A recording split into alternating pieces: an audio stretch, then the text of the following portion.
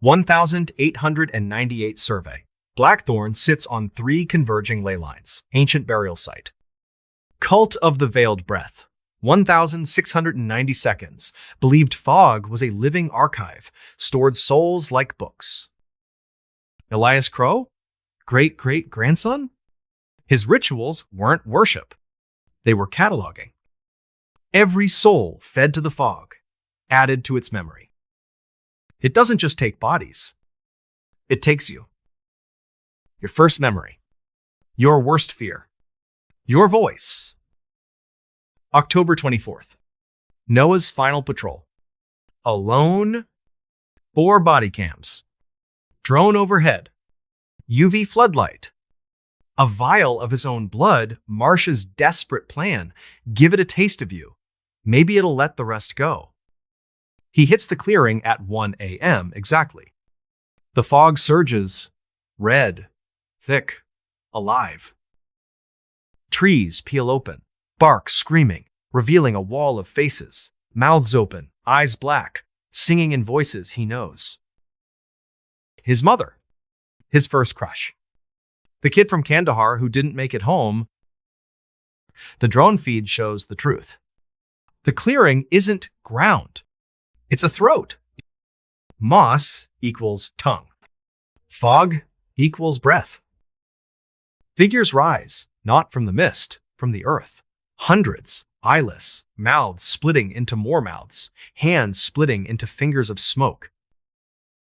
They don't walk. They flow. The chant isn't sound. It's memory.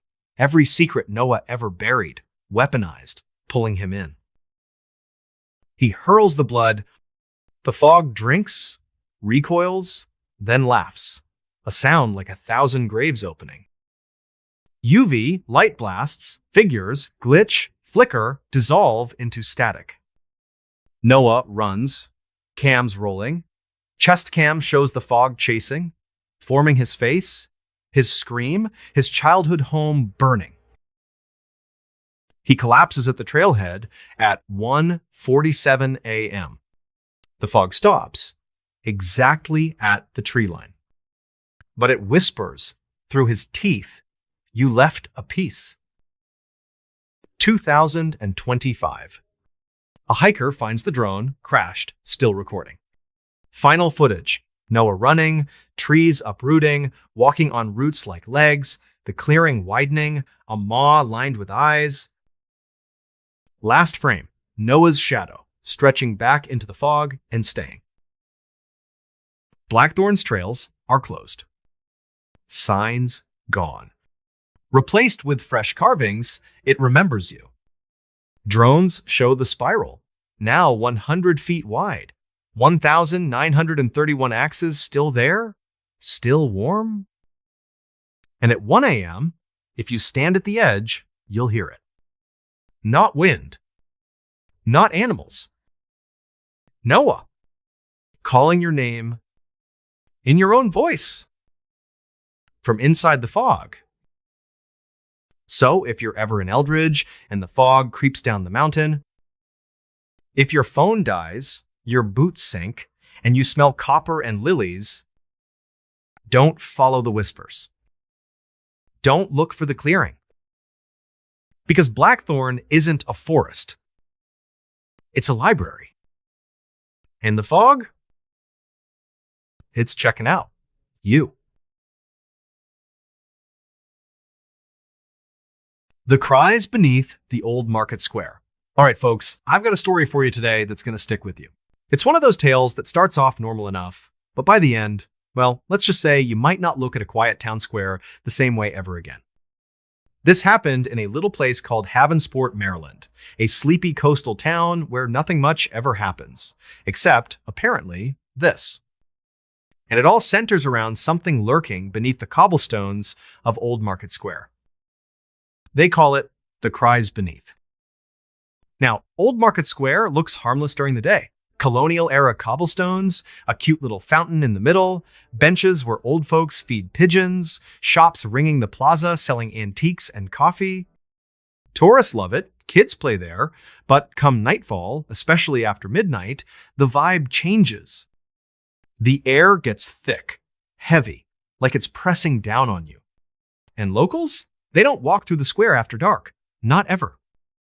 They'll cross the street, take the long way around, anything to avoid it. Because they say, if you're there at the wrong time, you'll hear it. The crying. Our story starts with a guy named Ethan Walsh. 31 years old. High school history teacher. Total skeptic.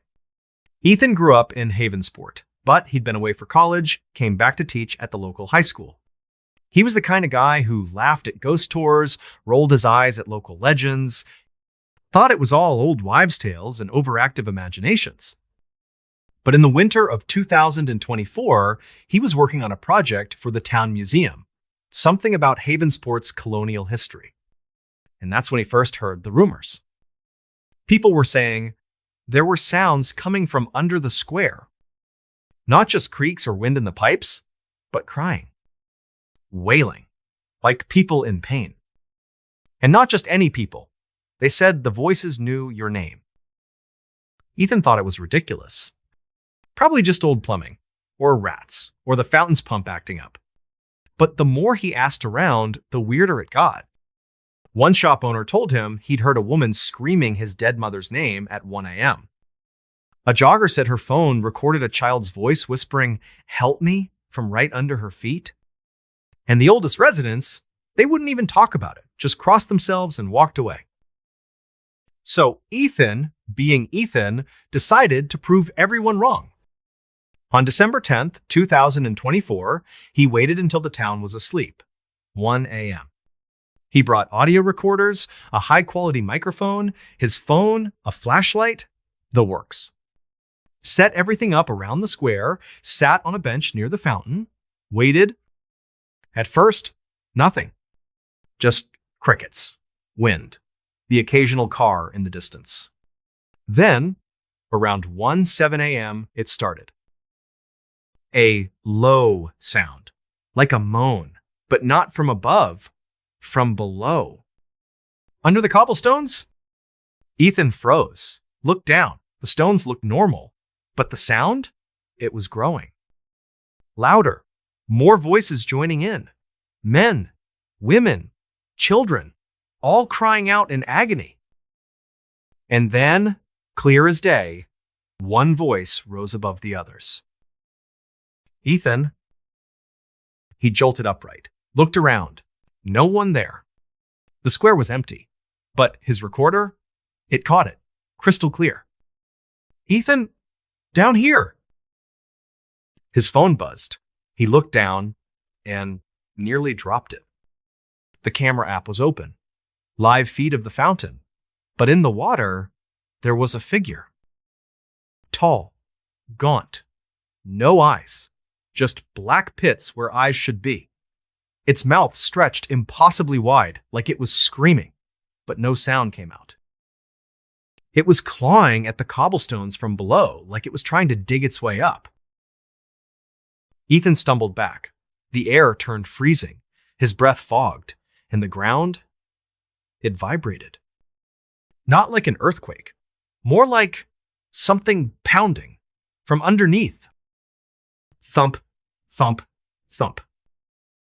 He grabbed his notebook off the bench to write down what he was hearing, but when he opened it later, there were words he didn't write. In his handwriting, but he didn't write them. Come below. The streetlights started flickering. Shadows stretched across the cobblestones, and they weren't his shadows.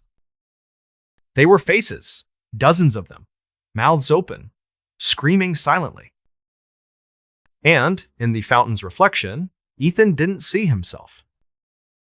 He saw a crowd, pale figures packed tight under the water, arms reaching up, fingers clawing at the surface, eyes hollow, mouths moving in perfect sync with the cries from below. He ran. Didn't stop until he was 3 blocks away, gasping in front of the 24-hour diner. Called his friend Sarah, librarian, fellow history nerd. Met her at the cafe, told her everything. She didn't laugh, didn't call him crazy. She just said, "You need to talk to Agnes." Agnes ran the antique shop on the square. 83 years old, been there her whole life. Ethan went to her the next day. She was closing up, didn't want to talk at first. But when he played the recording, her face went white. She told him about 1783. There was a cellar under the square, hidden, used for secret meetings during the Revolutionary War. But one group, they weren't patriots. They were something else. Led by a preacher named Gideon Holt, obsessed with the occult. They'd meet in that cellar at night, perform rituals, blood rituals. One night, the cellar collapsed. 20 people trapped inside, alive. They screamed for days, clawed at the stones above them, but the town, they didn't dig them out.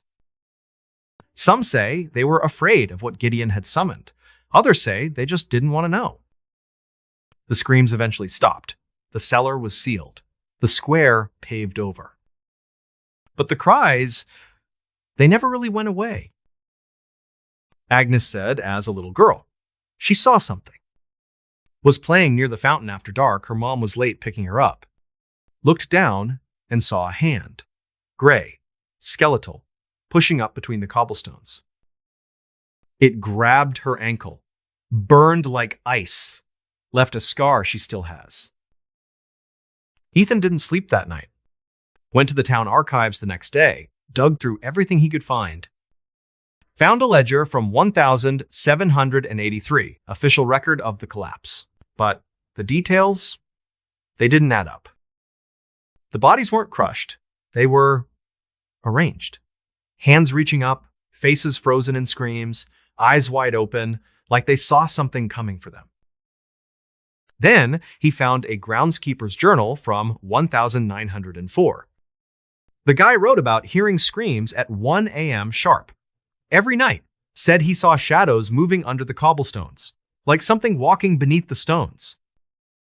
One entry said, "It said my name. I'm quitting tomorrow." There was even a police report from 1973. A teenager went missing, last seen sitting on the fountain at midnight. His backpack was found the next day in the water, soaked, and carved into the leather dozens of tiny eyes. Ethan became obsessed. Went back to the square, night after night, with better equipment, infrared cameras, EMF detectors. Sarah came with him sometimes. And things escalated. One night, his recorder picked up a loop. Just 2 words, over and over, at 1 a.m. exactly. "Join us! Join us! Join us!" The cobblestones started oozing. A black, tar-like liquid seeping up between the cracks. It formed shapes, eyes, blinking, watching him. Then dissolving back into the stone. Sarah saw it first, a hand pushing up through a crack, not flesh, more like stone come alive. Gray, cracked, nails like broken glass. It reached for her shoe, scraped the leather, left a burn mark that smelled like rot. Ethan's flashlight started acting up. One night, the beam twisted, like it was being bent by something. Burned words into the ground, glowing red. "Stay below." They brought in an expert, Dr. Clara Voss, local historian, specialized in colonial occult practices. She'd heard the rumors, didn't believe them, until Ethan showed her the evidence. Voss found a letter, 1783, from one of the survivors, someone who escaped the collapse. It said Gideon's rituals weren't just theater. They opened something, a gate, beneath the square, to a place that wasn't here. Something that fed on pain, on souls, and it was still hungry. She found an old surveyor's map, pre-colonial. The square wasn't built on random land. It was on a Native American burial mound, thousands of years old. The stones used to pave the square? They weren't local, shipped from somewhere else, etched with symbols, curses, meant to keep something sealed. But Gideon's rituals, they broke the seal. Voss warned Ethan, The cries aren't echoes, they're bait. But Ethan wouldn't stop. He had to know, had to see. On December 18th, 2024, he went back, alone, full camera rig, live streaming to his laptop in his car. 1 a.m. The cries started immediately, louder than ever. A chorus, hundreds of voices, screaming his name. Then, the cobblestones cracked. Not just a little, a fissure, 10 feet long, glowing red from below. Ethan's camera caught it all. Figures, dozens of them, climbing out of the crack, not walking, crawling. Their bodies fused with the stone, arms too long, fingers like roots, no eyes, just black pits, mouths stretched wide, screaming. "Feed us!" The ground shook, hands burst up all around him, oily, writhing, grabbing his legs, his waist, pulling. Ethan fought, kicked, screamed, but they were too strong. His camera showed his shadow, sinking, like the ground was swallowing it. His screams joined the chorus, then cut off. The crack sealed, the cobblestones smoothed over, like nothing happened. Ethan's car was found the next morning, laptop still running. The live stream, it showed everything, up until the end. Then static, then a single frame, Ethan's face, but his eyes, they were gone, just black pits, mouth open in a scream. They searched for him, for weeks, nothing. Until April 2025. A construction crew was repaving part of the square, found something under the stones. A camera. Ethan's camera. Still recording, battery dead, but the memory card intact. The footage, it starts where the live stream cut off. Ethan's in the dark, total black, but you can hear him breathing, panicking. Then, a glow, red, pulsing. He turns the camera, and there's the cellar. But it's not a cellar anymore. It's a cavern, endless. Walls made of faces, thousands of them, screaming, crying, their eyes following the camera. And in the center, Ethan sees himself. But it's not him. It's a version of him, fused into the wall, arms outstretched, mouth open, eyes black. It looks at the camera and whispers, "You're home." The video ends with the camera dropping. A hand, Ethan's hand, but wrong, too long, too gray, reaches down and picks it up, turns it to face the real Ethan. He's on his knees, crying, but his tears, they're black, oily, and they're moving, crawling up his face, into his eyes. The last thing you hear is the chorus, all the voices, including Ethan's. Join us. They say if you go to Old Market Square now, at 1 a.m., you might hear him. Ethan, calling from below. And if you hear your name, don't answer. Because the cries beneath the Old Market Square, they don't just echo. They claim, and once they have you, you don't come back. You become part of the chorus. Forever. Strange, dark, and true. The Whispering Halls of Mercy Hospital. All right, folks, I've got a story for you today that's going to crawl under your skin and stay there. It's one of those tales that starts in a place you think is safe, a hospital, and ends somewhere you never want to be. This all went down in a little town called Erie, Pennsylvania, at a century-old brick building known as Mercy Hospital. And what happened inside those walls? Well, let's just say the name Mercy never felt more ironic. They call it the Whispering Halls. Now, Mercy Hospital looks normal enough from the outside. Big red brick facade, white trim. Emergency room entrance glowing red at night. Inside, it's your standard maze of hallways, beeping monitors, fluorescent lights that hum too loud. But there's one floor, the 5th floor, that nobody wants to work. Nurses request transfers, patients beg to be moved, even the janitors rush through their rounds. Because every night, at exactly 3 a.m., the whispering starts. Our story begins with Dr. Sarah Langston, 40 years old, neurologist. Just moved from Pittsburgh to take a job at Mercy. Sarah was sharp, no nonsense, the kind of doctor who could diagnose a stroke in 30 seconds and still have time to grab coffee. She'd heard the rumors on her first day, nurses whispering about the 3 a.m. voices, patients complaining about shadows in the corners of their rooms. Sarah rolled her eyes. Hospital folklore, sleep deprivation, overactive imaginations.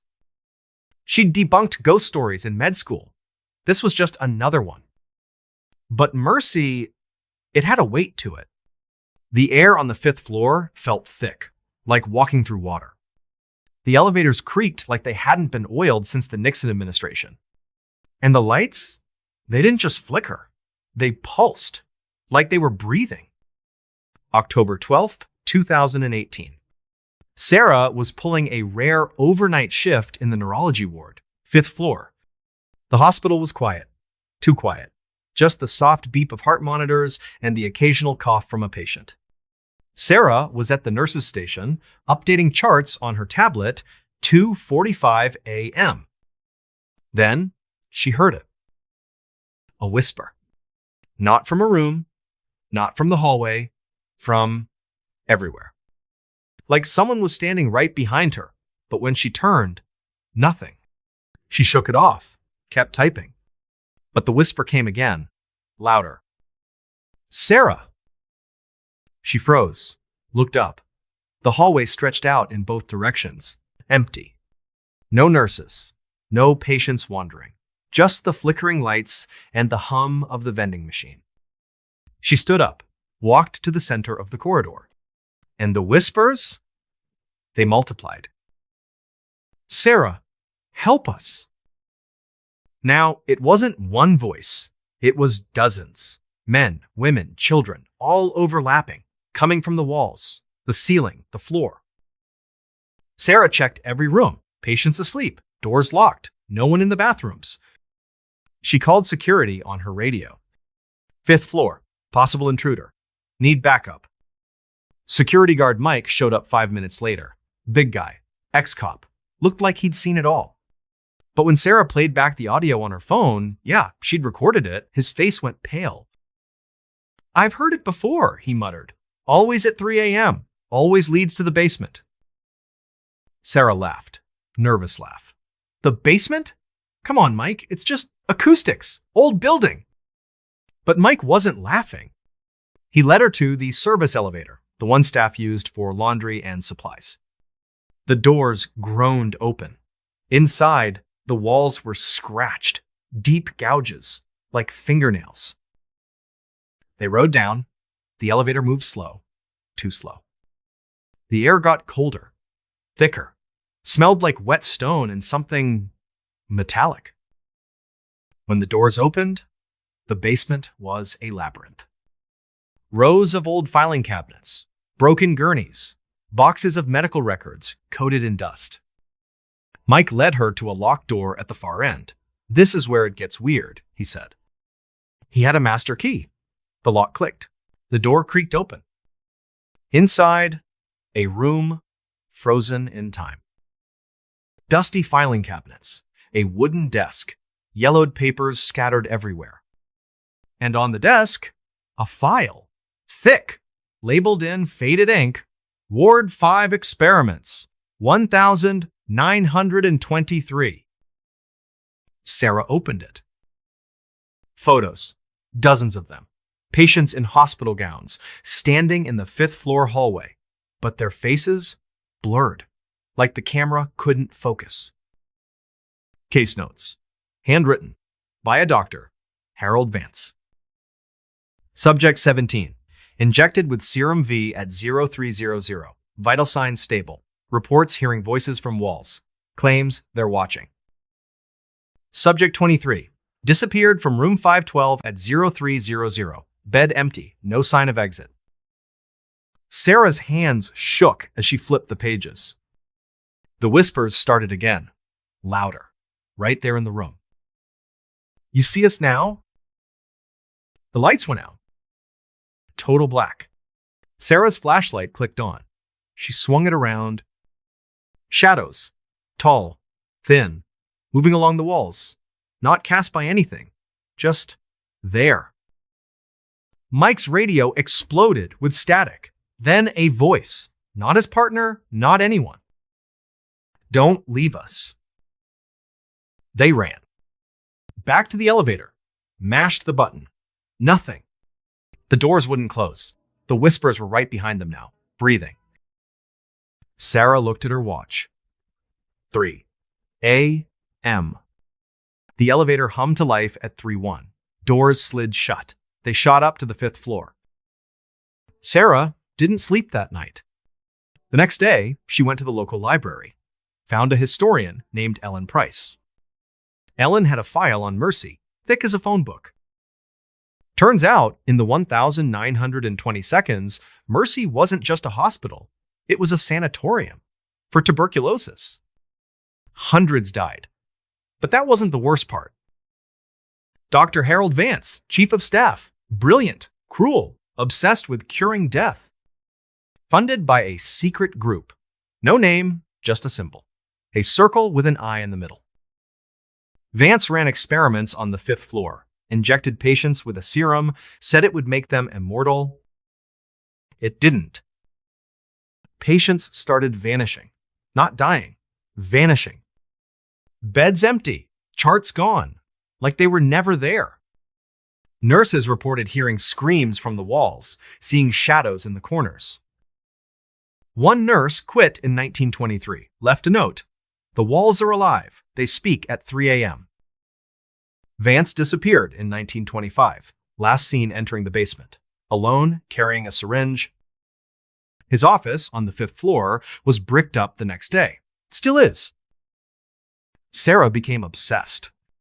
She went back to the 5th floor, night after night. With a recorder, a thermal camera, a GoPro. And the whispers, they got personal. Sarah, you know what we are. Her office door started unlocking itself. Charts rearranged, words scrawled in the margins in old-fashioned cursive. Help us. Monitors glitched. Static. Then faces. Blurred. Mouths moving. No sound. One patient, a little girl with leukemia, woke up screaming. Said a man in a white coat stood at the foot of her bed, whispered her name. His face melted, like wax. Security footage from the hallway showed a door opening at 3 a.m., closing. No one there. But if you slow it down, frame by frame, there's a shadow. Tall, thin, following the door. Sarah tried to transfer, put in her notice. But the whispers followed her home. Her apartment, 3 a.m. Lights flickered. Clocks stopped. Her phone recorded audio she didn't hear live. You know now. She found a Reddit thread from 2015. A Mercy nurse. Same story. Whispers. 3 a.m. Basement. Last post. They're in the walls. I can't leave. Account deleted the next day. Sarah's colleague, Dr. Patel, helped her research. One night, he heard it in his car. Radio tuned to static. A voice. You're next. He quit the next week. In 2020, Sarah finally left Erie, moved to Florida, thought it was over. But in 2023, she got a package. No return address. Inside, a stethoscope. Hers. The one that went missing in 2018. Coiled like a snake. And etched into the bell, a circle with an eye. She threw it away. Burned it. But at 3 a.m., her new apartment in Miami, the lights flickered. and the whispering started again. "Sarah, you can't leave us."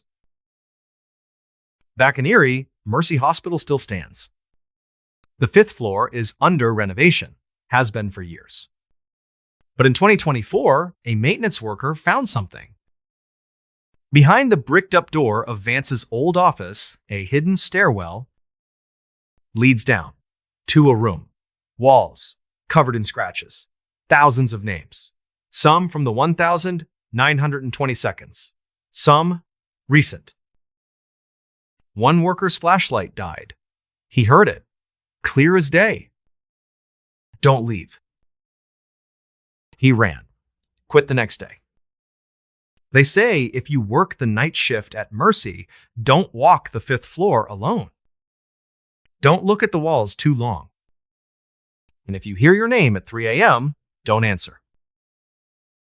Because the whispering halls of Mercy Hospital, they don't just echo. They remember. And once they know your name, you're part of the walls. Forever. Strange, dark, and true. Room 13 at the Blackwood Hotel. If you ever find yourself in Savannah, Georgia, walking those humid, moss-draped streets where the gas lamps still flicker like they're running on real flame, you might pass a 3-story brick wedding cake of a building called the Blackwood Hotel. From the outside, it looks romantic, iron balconies, magnolias, that perfect Southern Gothic charm tourists pay good money for. Inside, the lobby still has the original grand staircase, a massive oil portrait of the first owner glaring down at you, and a smell that's equal parts old money and something faintly metallic, like a penny left on a grave. The staff are polite, quiet, and they will do anything to keep you from being assigned to the third floor after dark. Clara Bennett didn't know that when she checked in on the 16th of October 2023, 34 years old, travel writer, professional skeptic, the kind of woman who once spent the night in the Lizzie Borden house with nothing but a thermos of coffee and a smirk. She was in town to write a piece on historic hotels with character.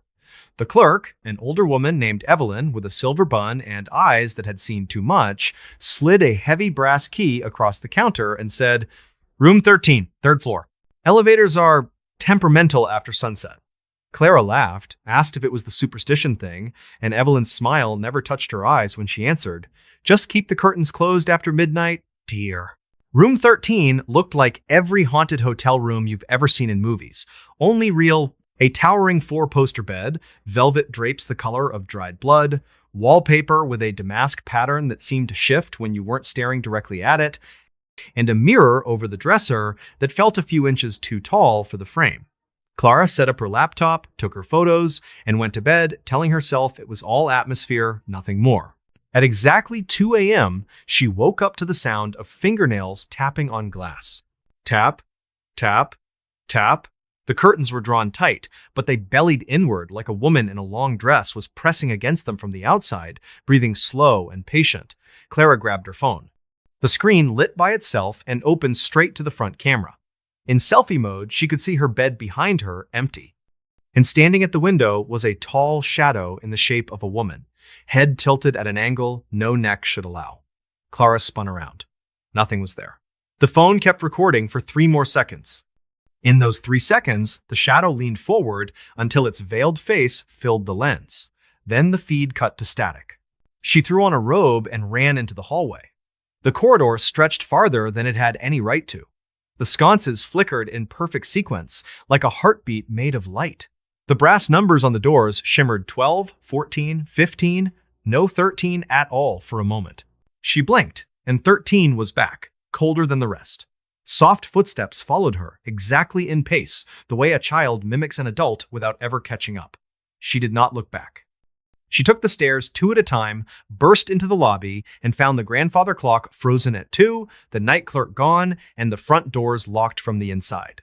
It took 20 minutes of pounding before someone let her out onto the street, barefoot and shaking. The next morning, Evelyn poured coffee with trembling hands and finally talked. In 1927, a woman named Abigail Harper checked into room 13 and vanished from a room locked and bolted from the inside. All that was left was her diary open to a single line. The eyes in the window never blink. The room stayed sealed for 30 years. When they finally reopened it in the 1960 seconds, the complaint started immediately tapping at 2 a.m. Curtains moving, though the windows were painted shut, mirrors fogging with burning handprints, guests waking up to find their reflection, smiling when they weren't. Clara spent the day in the Savannah Historical Society digging through microfiche and yellowed police reports. She found the story of the boarding house that had stood on the same spot before the Blackwood was built. In 1876, it burned to the ground with 11 people trapped inside. The only survivor, a woman named Eliza Thorne, spent her last hours screaming about opening the glass before she died of her burns. In Abigail Harper's police file, there was a charcoal sketch recovered from the room. A perfect spiral made of 13 open eyes. That night, Clara went back. She wasn't leaving the story half-written. She set a GoPro on a tripod, voice recorder running, and sat on the edge of the four-poster bed with her notebook open, daring the room to show her something worth printing. At 1:59, the chandelier began to sway, crystals chiming, though there was no wind. At 2, exactly, the tapping started again, faster this time, excited. The curtains parted an inch on their own. A woman stood on the other side of the glass in a rotting white dress, veil lifted just enough to reveal 2 pits of absolute black where eyes should have been. The voice recorder caught words that sounded like 3 women speaking in perfect unison: Abigail, Eliza, and something far older. "Clara, come look outside. See what we see." Her reflection in the tall mirror stopped matching her movements. It smiled a slow, terrible smile, while Clara sat frozen. Then the reflection lifted one hand and pressed it against the inside of the glass. Frost spread in spirals from the palm.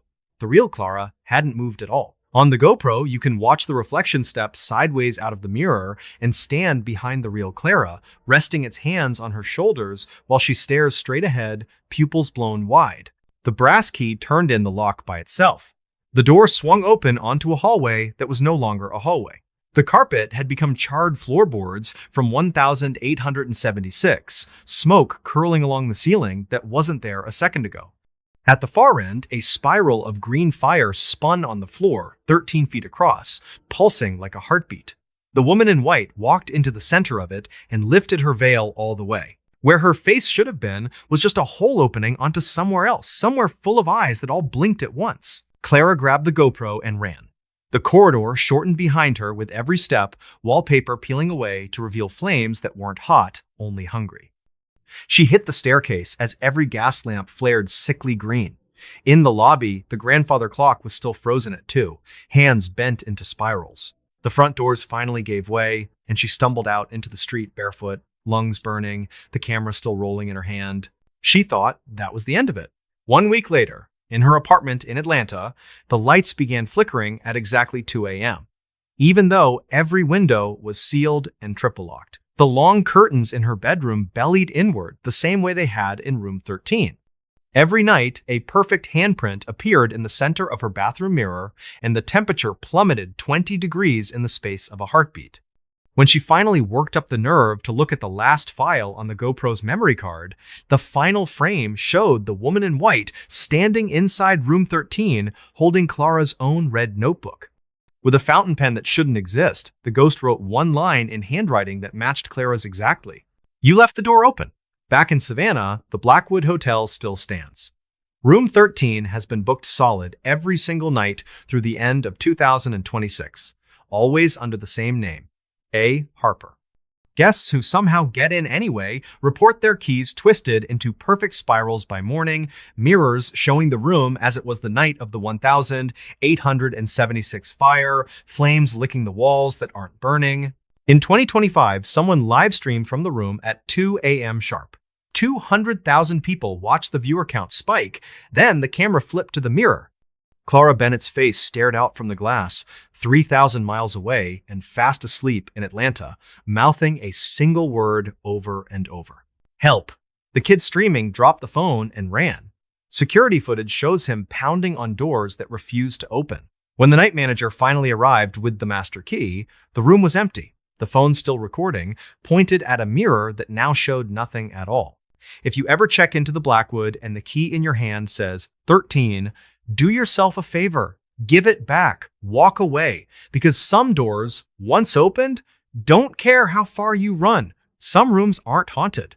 They're waiting. And room 13 at the Blackwood Hotel still has a vacancy, with your name on it. The elevator that never stops at Crescent Towers. If you ever have the misfortune of living in a high-rise in Chicago, pray the building doesn't have an Otis Model 13 elevator. Pray harder that the button marked 13 never glows red.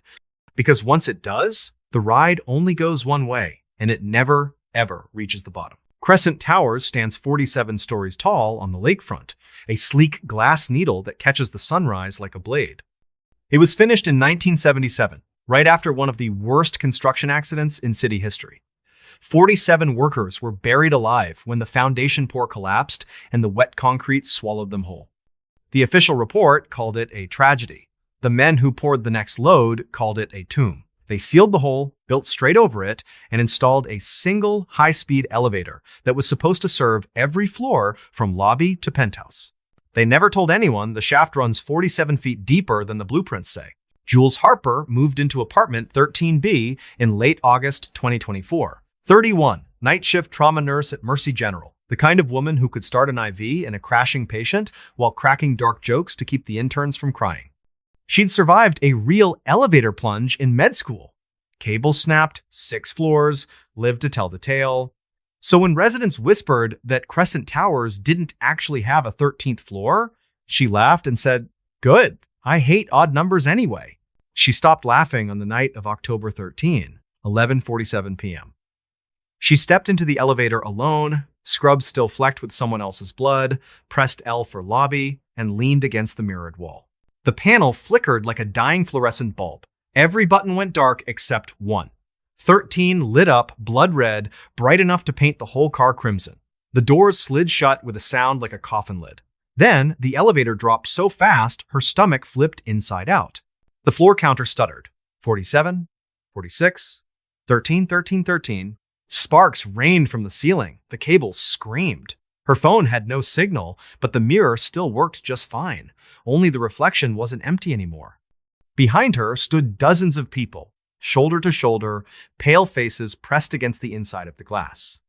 Their eyes were nothing but wet black pits, and every mouth was moving at once, fogging the mirror with breath that spelled out names, dates, patient codes Jules had charted just hours earlier. The elevator lurched to a stop. The doors opened onto a hallway that shouldn't exist. Raw concrete, dripping rebar, emergency bulbs flickering the color of old bruises. Brass plates on the doors read 13A, 13B, 13C, all the way down a corridor that bent farther than the building was wide. The elevator doors closed behind her, and the car simply vanished, leaving smooth concrete where it had been. Apartment 13B, her apartment, stood open at the end of the hall. She ran to it because it was the only thing that looked familiar. Inside was her furniture, her dishes, her life, but everything had melted like candle wax. The couch sagged into the floor. The television oozed down the wall in black rivers. On the kitchen counter sat her cat, Luna, perfectly skinned, ribs gleaming, still purring in her dead mother's voice. A single post-it note clung to the refrigerator in Jules's own handwriting, though she had never written it. "Welcome home. Press 13 to leave." She ran again. Every door she opened led to the same apartment, grown worse.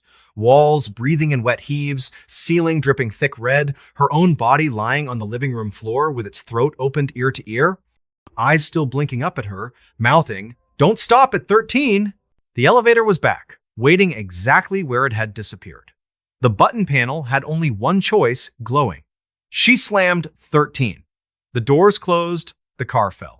The counter couldn't decide. 13, 12, 13, 12. Hands began pushing through the mirror like it was made of water, gray fingers curling around her reflection's throat. Jules' reflection looked straight at her and spoke without moving its lips. "Don't stop at 13.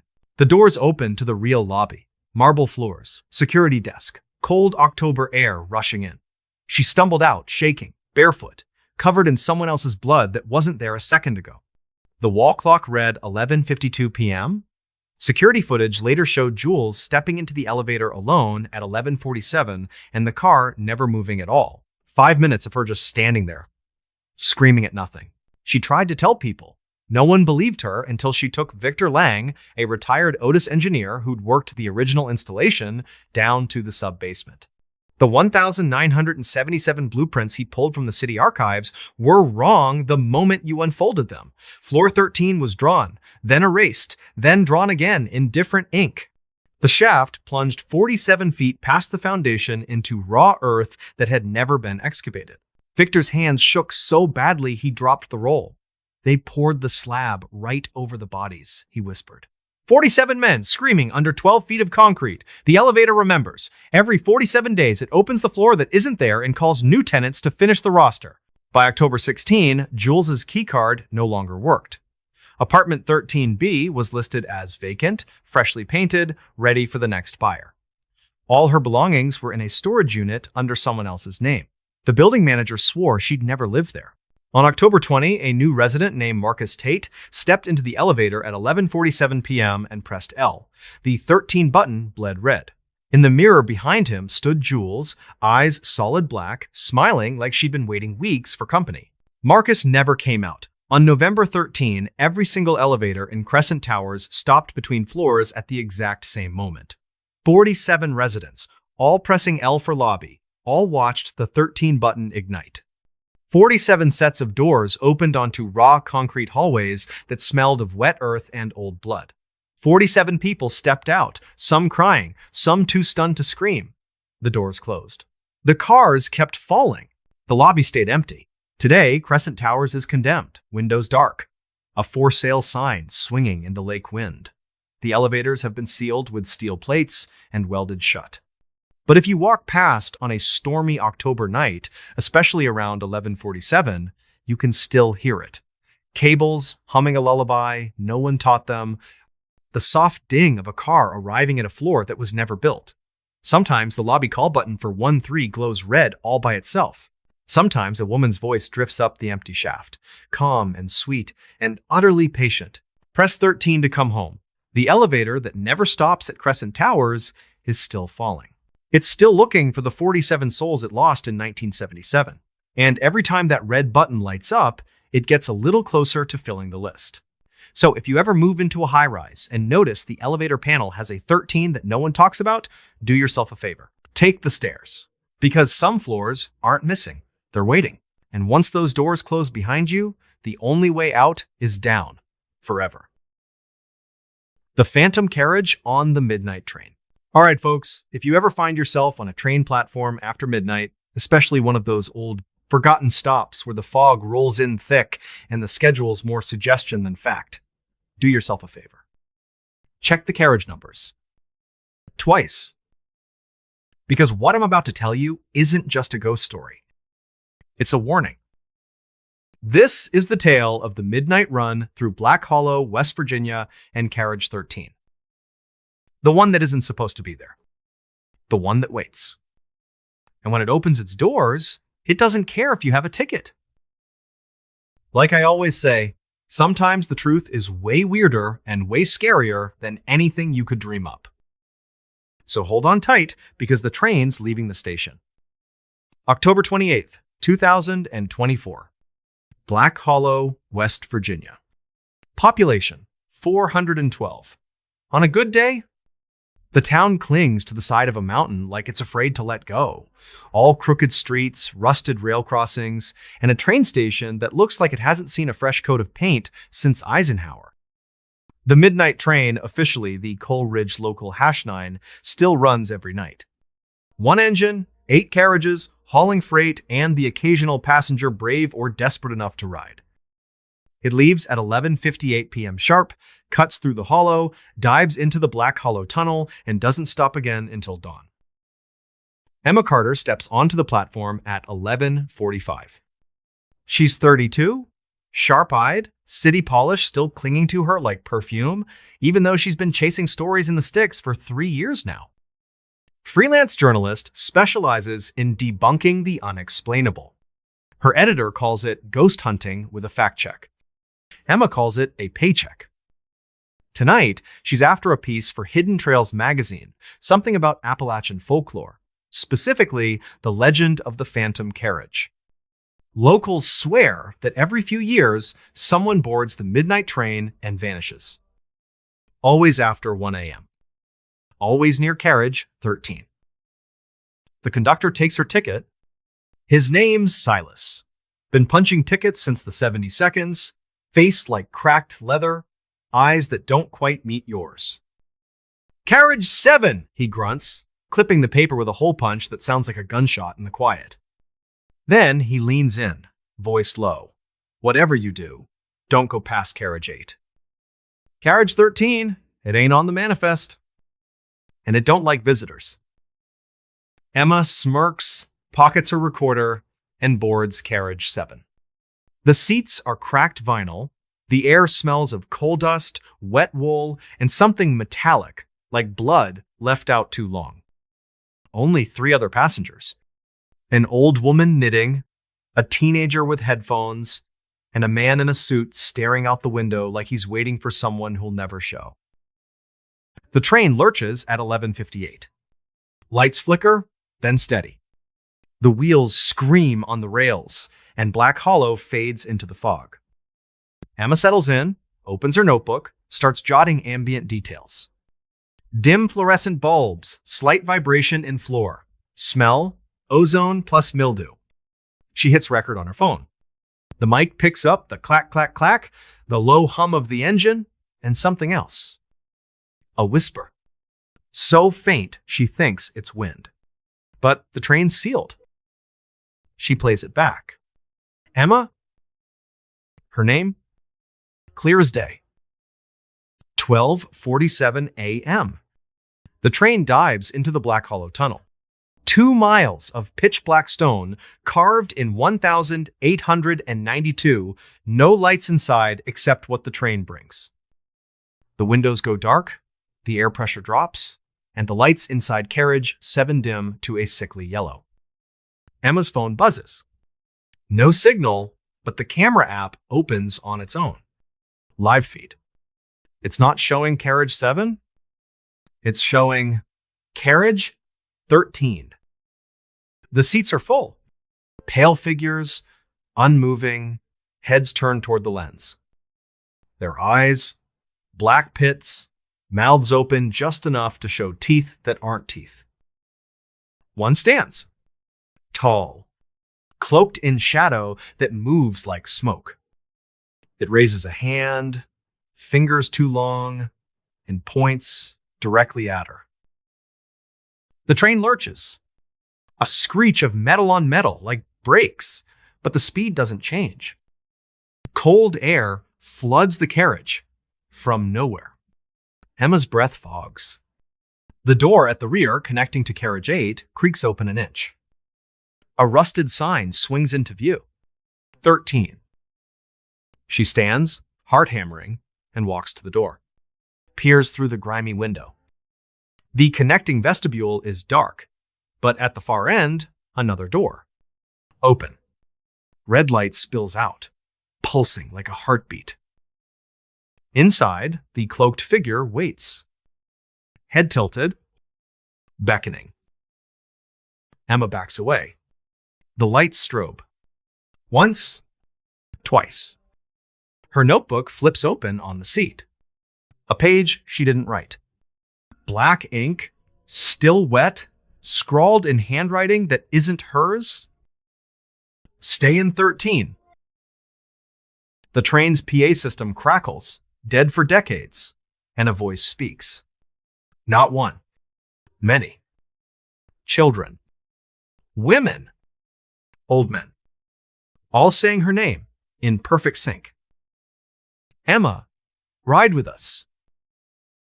She runs forward, through carriage 7, past the sleeping passengers, into carriage 6. The lights here are steady, but the windows fogged. Handprints appear from the outside, pressing in, sliding down the glass like they're trying to get in. The old woman looks up, finally, and her eyes, they're black. Not shadowed. Empty. She smiles, and her teeth are too sharp. Emma screams, bangs on the conductor's door, but it's locked. The train howls through the tunnel, and the temperature drops to freezing. The next station is 18 miles away.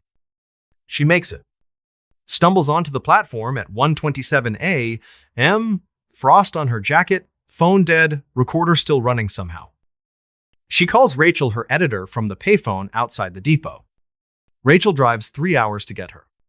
They hole up in the Black Hollow Diner, the one with the neon eat sign missing the A. Emma plays the recording. The whispers, the chant, the sound of something dragging beneath the train, heavy, wet, endless. The waitress drops a plate when she hears it. "You rode the 13, she whispers, crossing herself. "God help you." That's when Amos sits down. Retired rail worker, 47 years on the line, hands scarred from coal and cold. He doesn't speak until Rachel buys him coffee. Then, quiet, like he's confessing. 1953. October 31st. Midnight run. Carriage 13 was private, chartered by Elias Vane and his followers. Called themselves the Veil Walkers. Said the tunnel was a gate. That blood and iron could open it. They boarded with trunks, candles, books bound in skin. Conductor tried to stop them. Vane just smiled, said, "We're not leaving. We're arriving." Amos leans closer. Train never made it out of the tunnel. Derailment, they said. But the engine, fine. Carriages 1 through 12, dented, but intact. Carriage 13, gone. Vanished. No wreckage. No bodies. Just blood on the tracks, still warm, and a smell like burnt copper and lilies. But the passengers? They found them. Later. On other trains. Sitting quietly, eyes black, smiling. And every year, on the anniversary, someone new disappears. Always after 1 a.m. Always near carriage 13. Emma can't let it go. She's back in the town archives by noon. 1,953 newspapers, yellowed, crumbling. Front page, midnight train disaster, 3 dead. But the photos, wrong. The victims' faces, blurred, like the camera couldn't hold them. One article mentions vocal phenomena from the PA after the crash, passengers screaming from inside the tunnel walls. A 1,978 conductor's log. Carriage 13 appeared at 13A, M doors open, empty seats. Invited passenger aboard, he did not return. A 1,999 police report. A hiker found a train ticket in the tunnel, dated 1953, still warm, with fresh blood on the stub. A 2021 TikTok, now deleted, a teenager filming from Carriage 7, panning back, and there it is. Carriage 13. Red light. Figures waving. She rides again. November 1st. This time with Rachel. Body cams. EMF meters. A crucifix from her Catholic grandmother. They sit in carriage 7, doors locked between carriages, 12:55 a.m. The train enters the tunnel. The lights die. Not flicker. Die. Emergency red strips glow, casting everything in bloodlight. The temperature plummets. Frost forms inside the windows. The EMF meter screams, is less than #0. 5# is greater than Rachel's breath catches. Look. The door to carriage 8, unlocked. Open. Beyond it, carriage 9, 10, 11, 12, and then 13. The red glow pulses faster, faster, like a heartbeat racing. Rachel grabs Emma's arm. We're leaving. But the train brakes. Hard. Metal screams. They're thrown forward. When they stand, the door to carriage 13 is right there. Open. Inside, the seats are full. The figures turn, slowly, in unison. Their mouths open, and the sound that comes out, it's not human. It's the tunnel, the mountain, the rails themselves screaming, "Join us." Emma's body cam catches it. The cloaked figure steps forward, hood falling back, revealing not a face, but a void, swirling, like smoke in a jar. It reaches, and where its hand touches the lens, the screen fractures. Rachel pulls Emma back, slams the door, but it won't latch. The handle burns cold, frostbite in seconds. The PA roars, "Emma! Rachel! Ride with us!" The floor vibrates, something crawling beneath the metal, claws on steel. They run forward, through the carriages, passengers gone, seats empty, but the windows full of faces. Pressing against the glass, mouths open, eyes black, hands leaving bloody prints that steam and vanish. The train stops, dead in the tunnel. Doors hiss open. Carriage 13 is attached now, right behind them. The red light floods in, and the figures step out. Bare feet on metal, no sound, but the air screams. Emma's final footage. She's running, camera shaking, Rachel ahead, then nothing. The feed cuts to static, but the audio keeps going. Footsteps. Breathing. A wet, dragging sound. Then, Emma's voice, calm, too calm. It's beautiful in here. The seats, they're warm, like skin. Come ride with us, Rachel. There's room. The chant rises, hundreds of voices, forever. Rachel makes it out, alone. At the next station, 4:12 a.m. She's frostbitten, babbling, clutching Emma's camera. The footage ends with a single frame. Emma, sitting in carriage 13, smiling. Eyes black. Mouth open, but the sound, it's the train whistle, screaming her name. January 2025. A maintenance crew finds something in the tunnel. A bone. Human. Carved with tiny numbers, 13, 13, 13. Still warm. Emma's press badge melted into the rail, the photo burned away, but the name still legible. The midnight train still runs. Carriage 13 is never on the manifest, but passengers see it at 1 a.m. Red light. Open door. And sometimes, if you look close, you'll see her. Emma, sitting by the window, waving, beckoning. So, if you're ever on that train and the lights go red, if the door behind you opens and you smell lilies and blood, don't look back. Don't answer when they call your name, because Carriage 13 isn't going anywhere. It's already there. And it's got an empty seat with your name on it.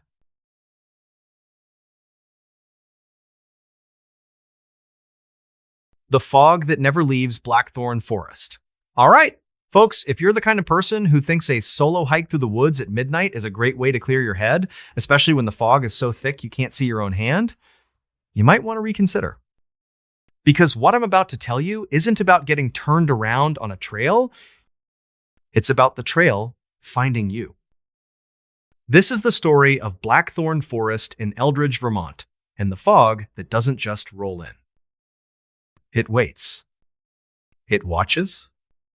And when it decides you're staying, there's no amount of screaming that'll bring you back. Like I always say, sometimes the truth is way weirder and way scarier than anything you could dream up. So, zip up your jacket because we're stepping off the path. Fall 2024. Eldridge, Vermont. A town so small, the welcome sign is hand-painted and half the letters have peeled off. Main Street ends at a gravel lot, and beyond that, Blackthorn Forest. 800 acres of old-growth nightmare, trees that lean like they're listening, roots that look like fingers clawing out of the dirt, and a fog that hangs year-round. Locals call it the breath. Say it smells like wet pennies and funeral flowers. And lately, it's been hungry. Noah Bennett's the ranger they send when things go sideways. 34. Built like he could bench press a moose. 8 years on the job, seen bears, blizzards, and one guy who tried to outrun a porcupine. He doesn't do ghost stories. Doesn't do cursed woods. But 3 missing hikers in 14 days? That's a pattern. No bodies. No blood. Just packs dropped mid-trail, boots still laced like the forest hit pause. October 17th. Midnight patrol. Noah's loaded. Body cam, GPS, 2-way, headlamp with fresh batteries, flare gun, and a thermos of coffee strong enough to wake the dead. He signs the log at the trailhead. Bennett N. Solo Recon. ETA return 0400. The fog's already there, waiting at the tree line like a living thing. It doesn't drift. It pours, slow, deliberate, swallowing the sign behind him. 11 steps in, sound dies. No owls. No wind.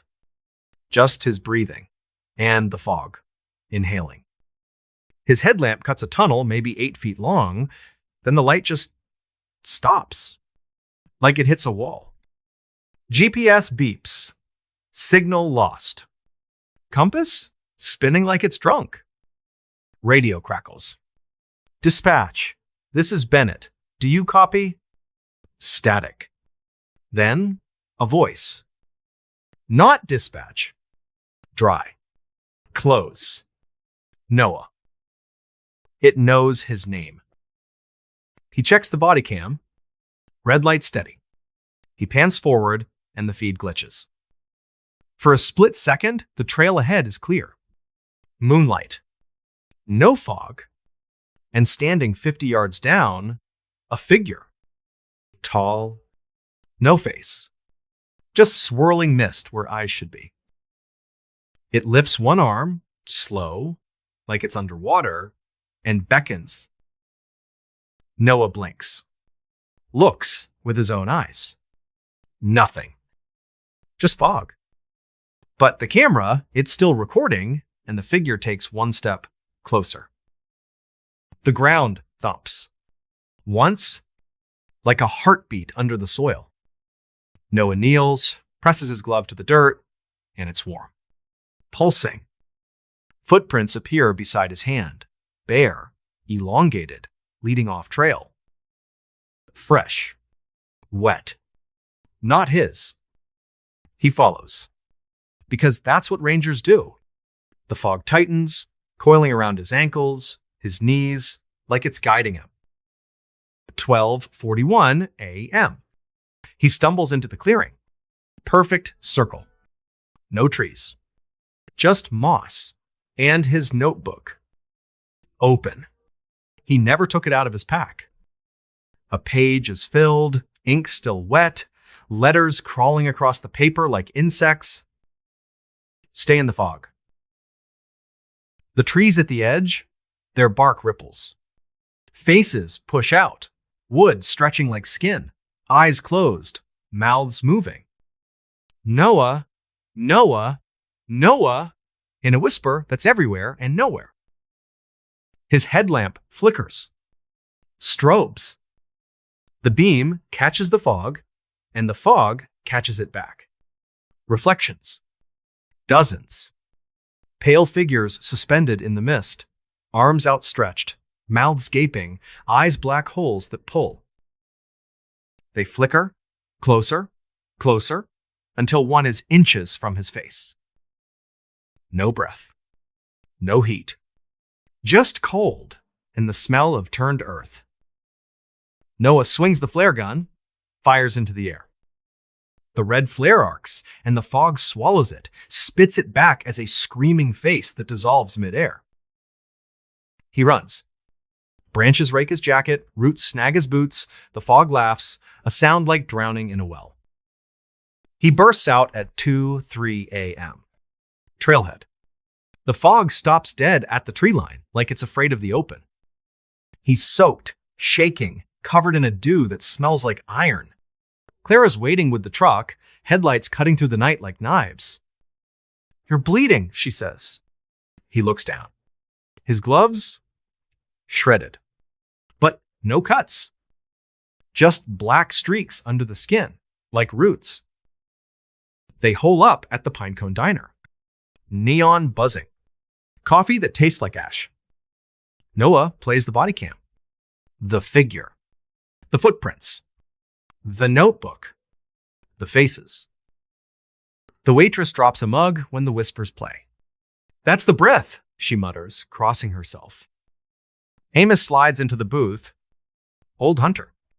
Face like bark. Hands that shake only when he talks about Blackthorn. 1,931, he says. Logging camp. 15 men. Elias Crow. Found stones in that clearing? Older than the hills? Carved with eyes that watched. He started cutting at night, alone, chanting. Said the fog was a mouth. That it needed feeding. One dawn, fog rolled in thicker than milk. When it lifted, nothing. Just their axes, arranged in a spiral, handles warm, blades etched with the same eyes. Search party found one page. Elias's journal. It sings when it's full, it's never full. Noah's in the Historical Society by 8 a.m. Dust and microfilm. 1,931 headlines. Loggers vanish forest claims 15. Photo of the spiral. Tools glowing like they're wet. 1,942 hikers letter. Fog knew my dead brother's voice. Followed me for miles. 1,976 police report. Camper's tent found inside out. Sleeping bags stuffed with moss that moved. 2022 dash cam from a logging road, fog crossing the pavement, forming a hand that waves before dissolving. The forest escalates. October 20th. Noah and Clara go in